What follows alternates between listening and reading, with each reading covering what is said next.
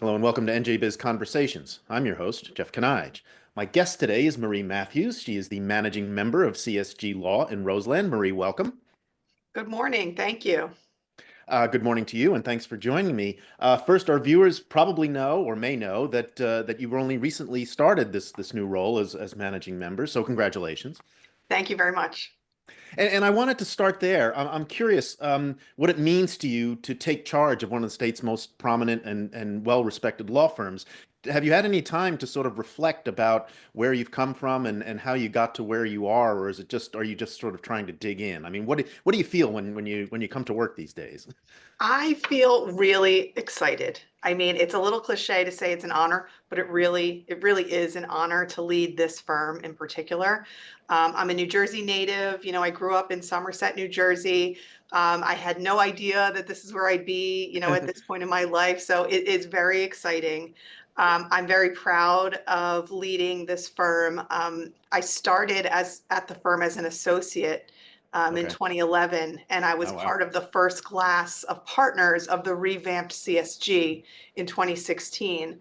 And so within, the firm's first 10 years, I was a partner at the firm, and for its next 10, I'm starting as the managing partner. So it's very exciting. Okay, well that sounds good. I'm curious then also about how you see your role with regard to the younger attorneys in the firm, particularly women. Your predecessor was Patricia Costello. I'm wondering whether there's time for you again to do mentoring and to show people how what your journey and your career might how that might relate to what they're going through and what they want to do. Yes, that's definitely one of my priorities. I've always tried to be a mentor to all of our associates, but the women in particular. I worked at Big Law for the first 7 or 8 years of my career, and I got great training there and really great experience. I loved working there, but it was really hard with young kids Okay. working at that type of firm. And that's one of the reasons why I came back to New Jersey to work. I was living in New Jersey at the time. I still do, of course. And it made sense to work at this kind of firm, which tends to be a little bit more family oriented than some of the Hmm. big law firms. And I want to make sure that our young associates, and particularly our women associates, know that they can do what they need to do for their families, have flexibility, and still have a viable and vibrant legal career.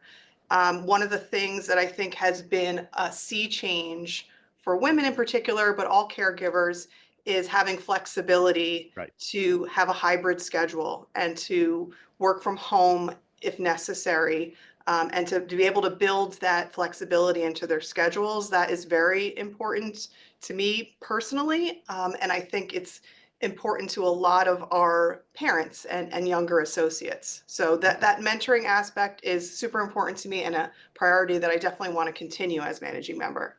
Okay, that's actually a perfect lead into where I wanted to go next, and that is about some of the changes in the profession. First of all, I just wanted to ask you about your particular career path.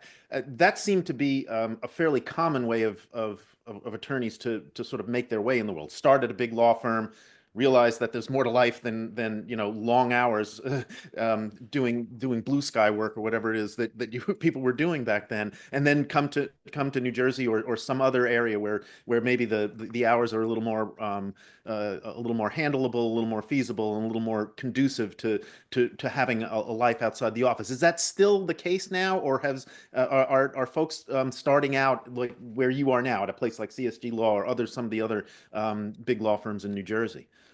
I think it's a mix. I think Okay. it's a mix. And a lot of it has to do with which law school you go to.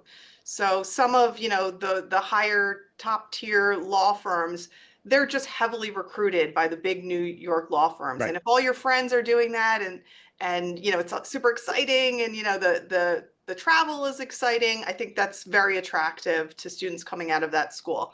But we are recruiting across the board, not just Okay. at, the Yales and the Harvards. And so a Mhm. lot of the students at, for example, our New Jersey, homegrown law schools like Rutgers and Seton Hall, many of them do go to big law, but a lot of them are looking to stay where they began in New Jersey. And we recruit from there as well. So I think it's a Okay. mix. Okay. I ask because there has been a lot of talk about the sacrifices, not only in time, but also in finances. To go to you go to a prestigious law school, the expectations is that you will go to one of the big Wall Street firms in Manhattan. And I wondered if that were still the case. It sounds like there Yeah. may be a little bit of a change going on.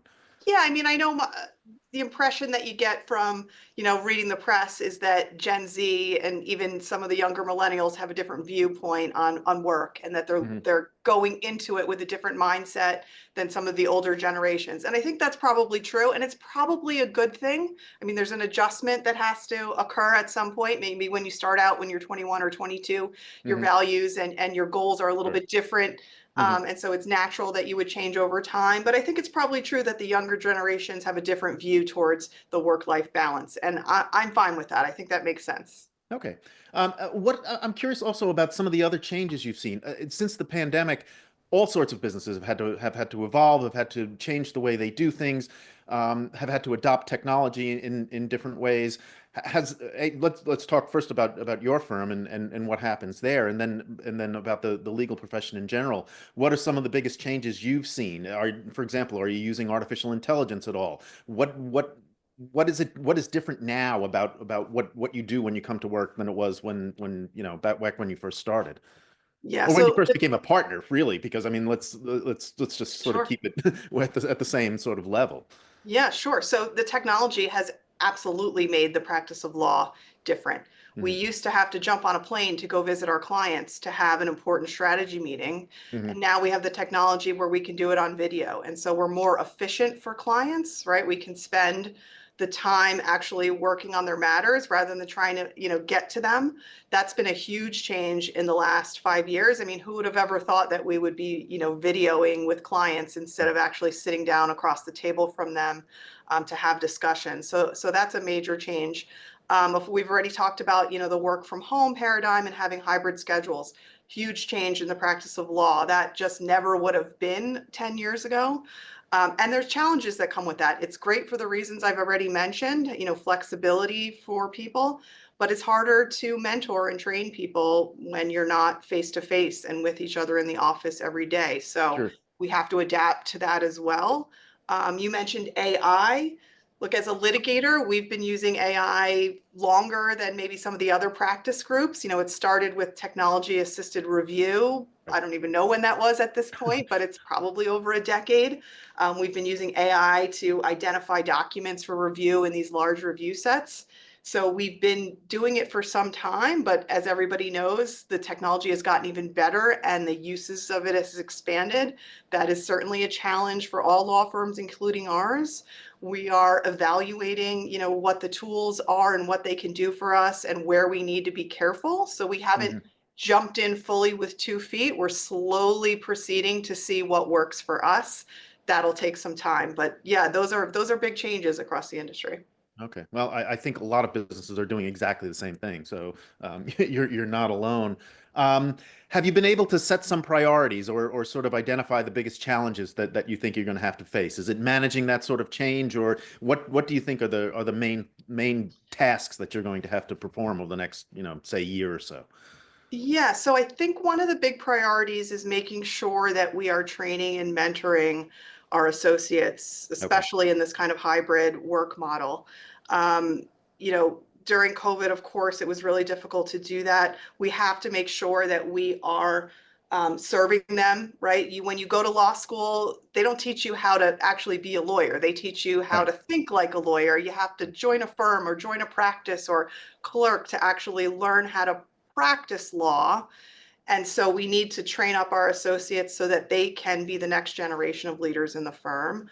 And beyond just practicing law, what they need to learn hands-on from us is, um, business strategy, right? Clients don't just want to hear what you can do in the courtroom for them or which litigation you're going to file or who you're going to sue, but they want to know that you understand their business and that you're giving them the strategy to solve the problem that they are dealing with, which is not necessarily always a legal question. Sometimes it is, but a lot of it is business strategy. And so we need to work with our associates so they're in the room with us when we're having those discussions with the client so that they can, they can be the leadership of the firm going forward. So that's definitely a priority to make sure Okay. that we are training them up. Makes sense. And one of the challenges I think we all see in the legal industry, particularly at this level, with a 200 lawyer firm, we're not huge, we're not tiny, we're sort of in the middle. Right. We really need to differentiate ourselves from our peers. And so one of the ways, you know, that we need to do that is to make sure that everyone understands what differentiates us. What practices do we have that not everyone has? For example, we have a full service family law group, Okay. and a lot of firms in our peer group, they don't have those kind of Right. practices. We have Right. a full service trust and estates group that also does taxation work. Hmm. A lot of firms don't have that. Right. So we want to make sure that we are getting those messages out and that we continue to grow in a strategic way that serves our clients. Okay. Again, a perfect segue to the next question, which Yeah, is where's growth going to come from? sure. A lot of firms are adding practice groups or even whole other firms. Is that part of what you're doing, or I don't want to put words in your mouth. Just tell me a little bit about where you see the firm going over the next few years.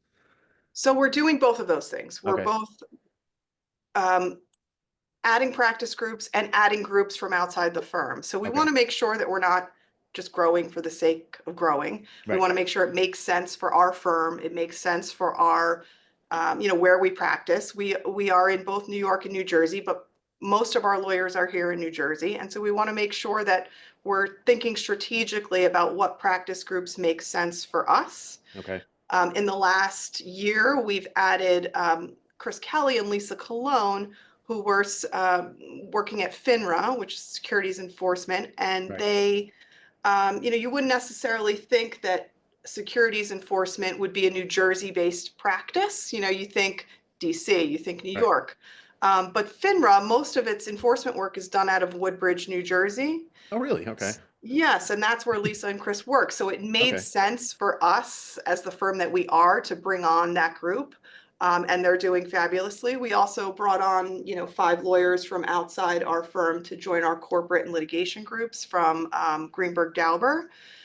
So we're looking at groups that make sense for us, right? Okay. Not just to add groups to add groups. The other thing that we look at is developing the talent that we already have in-house based on what the client's needs are. So we do a lot of mediation and arbitration work. We're already doing that work for our clients. So we formed an ADR group, meaning alternative dispute Oh, yeah. resolution group, staffed with former judges and longtime practitioners who do that kind of work to fill that niche that the clients were looking for. So it's both inside and from the outside. Okay. All right. Given that, then, do you see any areas, either industries or subject matter, that would be particularly fertile ground for litigation over the next year or so? Yeah, I mean, we're always looking in the healthcare space. I mean, that a Okay. lot of Makes sense in New Jersey, certainly. yeah, really, because of the market that we're in, that's certainly a hot area. I think there's going to be a lot of immigration work. We have Yeah. a really busy New York practice. Of course, they work everywhere, but I mean, the lawyers Right. who are doing the work are based in our New York City Mhm. office, and especially with the administration's priorities that we've already seen this year, we expect immigration will be hot as well. Okay. All right. I want to get to that in a second, but first of all, just in general about your views on the economy. I mean, obviously, law firms are not immune to the business cycle. Sure. How do you see the way the economy is developing over the next, say, 12 months? So I think it's going to be challenging. I mean, not Okay. just for us, but across the board. Costs are going up all around. There's pressure from clients on rate growth. So I think it's going to be challenging, but we're set up for success in that respect. I mean, we've been working on making sure that our own costs are staying under control. There's only so much you can control, but we're doing what we can there. And on price pressures from clients, if they're comparing us to these big law firms and firms in New York, we're already at an advantage. So we think we're positioned well. Okay. And then you mentioned some of the challenges coming from Washington. We're a little more than a week into the administration already. There's been a lot of litigation over some of what they're doing. How do you assess what's coming out of Washington and where the legal profession fits in dealing with what the administration is going to try to do? Yeah, I mean, we get the same kind of questions from clients. Where is this Right. going and what's going to happen? And of course, we don't know, right? It's hard to predict, but we're taking it slow. So we're watching the news just like everybody else and evaluating our options. It's really difficult to give predictions of how it's going to play out. But we're poised to make sure that, you know, we're giving clients the most, I would say, calm and reasonable advice that this too shall pass. Okay. Just a plug for NJBIZ. We have a panel discussion coming up on February 4th on what to expect from the new administration. So if any viewers are interested in that, the registration is free. It's on our website, njbiz.com. Finally, before I let you go, we have an election year coming up. There's going to be a new administration in Trenton. So this is going to be a pretty lively, should be, gubernatorial campaign. Are there issues of importance to the legal community and the business community in general that you think the candidates should be focused on? What would you like to see this campaign be about, if you had your druthers? Yeah, I mean, look, from a business perspective, I think we want to make sure that New Jersey is a place where people want to do business, right? We need to make sure that there are incentives to keep good business and good jobs here in New Jersey. There's been a lot of activity from the film and TV industry in New Right, Jersey. CSG has been doing a lot of that work. We certainly. want to see those kind of initiatives continue.